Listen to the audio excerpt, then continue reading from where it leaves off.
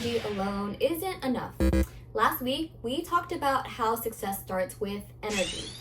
But here's the twist. It's not about having a lot of energy all the time.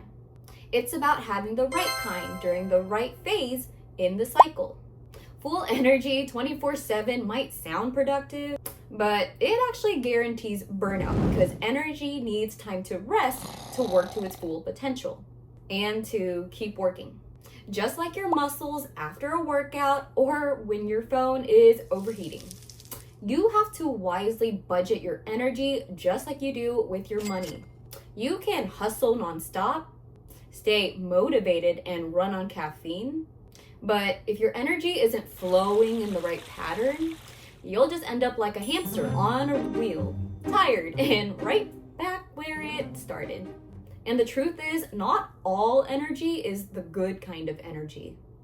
The kind that actually compounds and grows is rhythmic, aligned, and fueled by rest as much as it is with movement.